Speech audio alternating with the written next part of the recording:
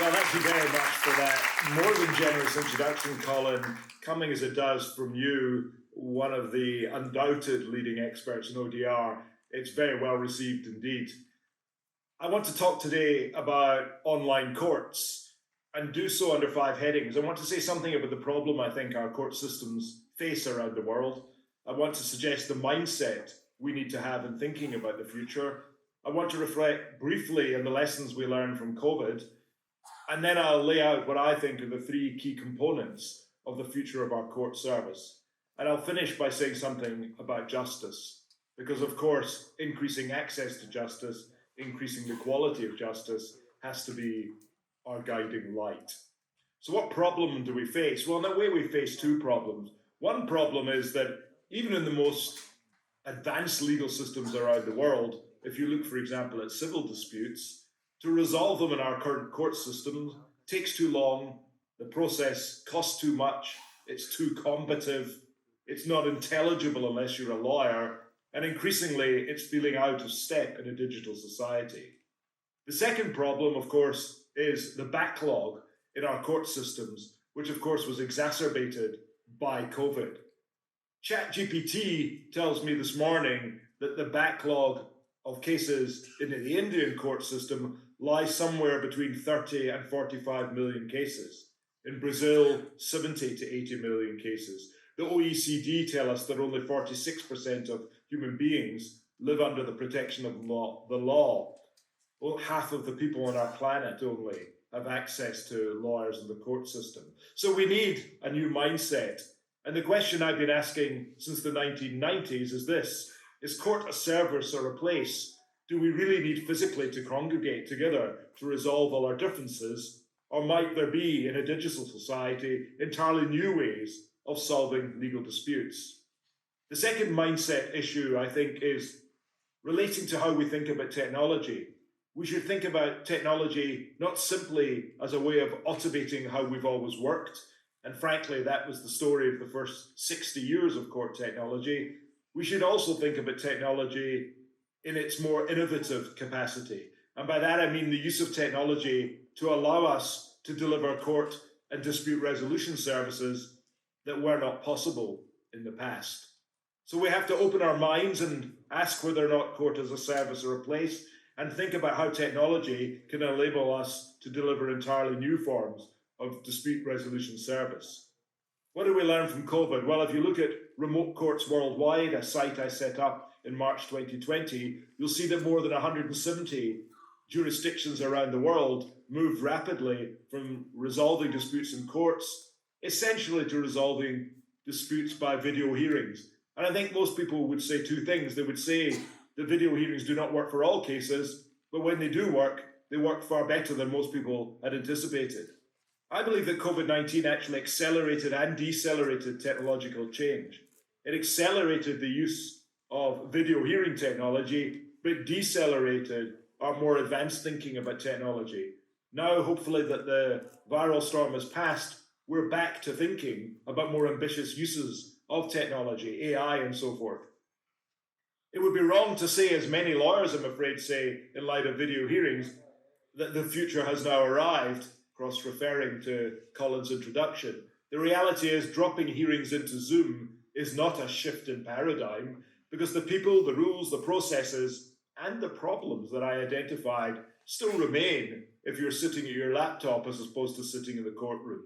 So for me, the future looks rather different. I outlined that future in my book Online Courts and the Future of Justice, which was first published in November 2019, of course, with no expectation at all of what was about to befall us. But in the broadest of terms, I see the future of courts as a public service, as a blend of physical hearing, of video hearing, of audio hearing, of pop-up courts, of hearings even in virtual reality, of hybrids covering all these, but also, and I think increasingly importantly, of what I call the online court. And the online court, for me, there's 3 important aspects. There's what I call asynchronous online judging, there's what I call extended court services, and there is the role and relevance of artificial intelligence. And remember, my focal point here is largely the public court system.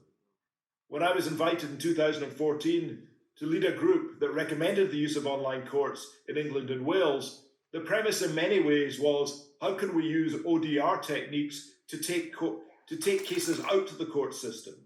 And to some extent, that of course makes sense. But we made another observation. If ODR techniques are working well beyond the court system, shouldn't we be thinking of using them within the court system?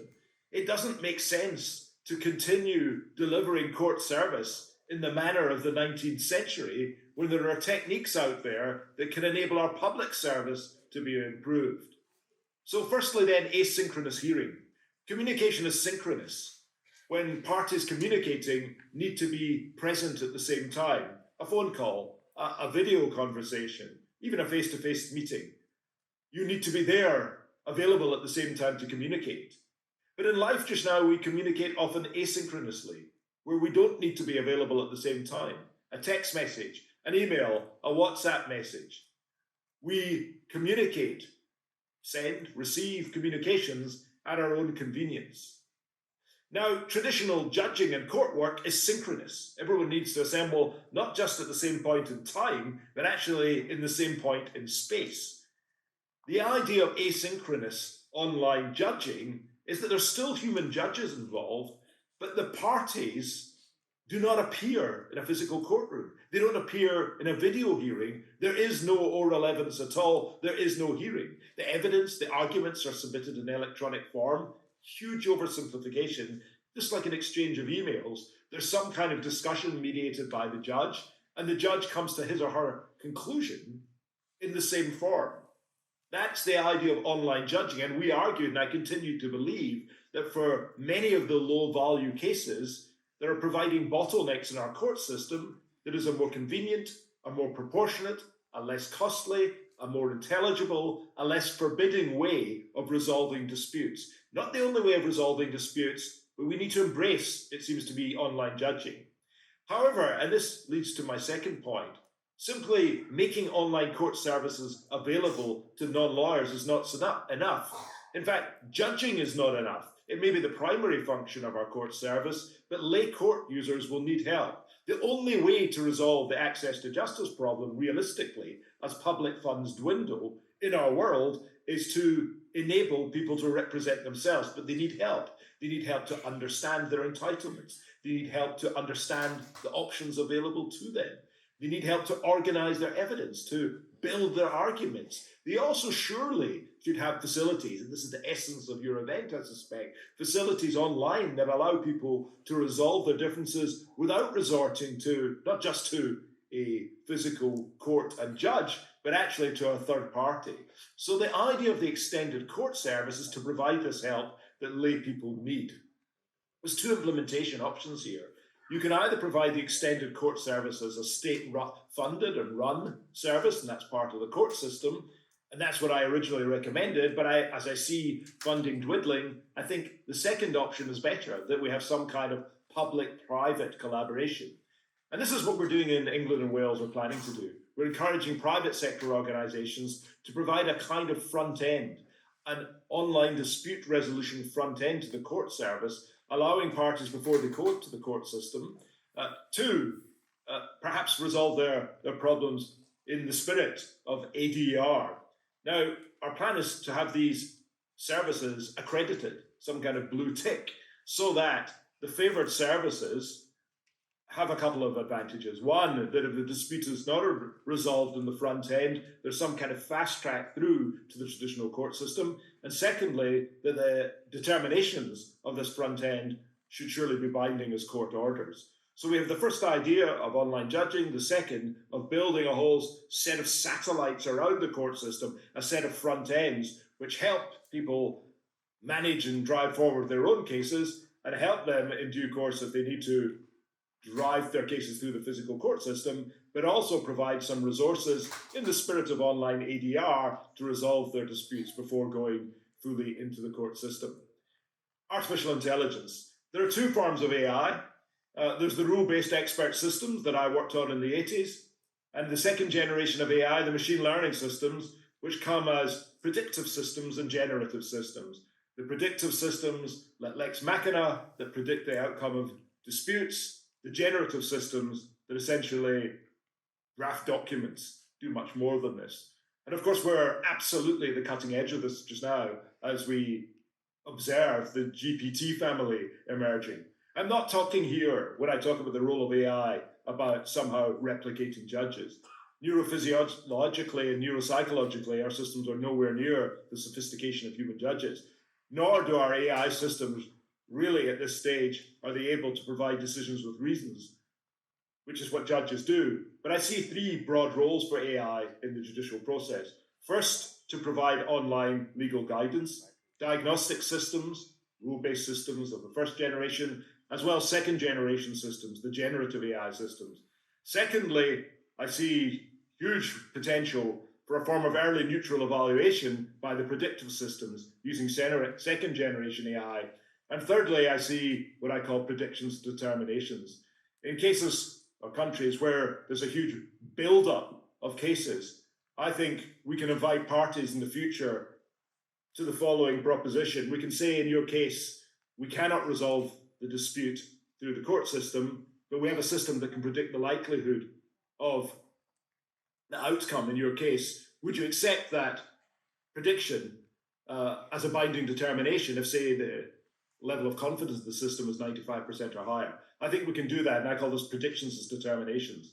Finally, therefore, I've said something about online judging, about the extended court service, and about AI justice. Whether physical or online, whatever political persuasion you are, we need 7 outcomes from our court systems. We need substantive justice, fair decisions. We need procedural justice, fair process. We need open justice, transparency. We need distributive justice, a service that's accessible to all. We need proportionate justice, so that the cost and degree of combativeness is somehow proportionate to the nature of the dispute. We need enforceable justice, so that determinations are backed by the state, and we need sustainable justice, that our services are sufficiently resourced.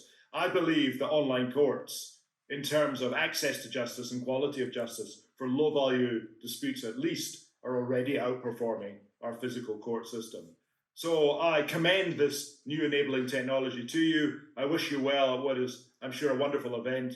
I do wish I was with you, but our paths will cross physically very soon, no doubt. Thank you for listening.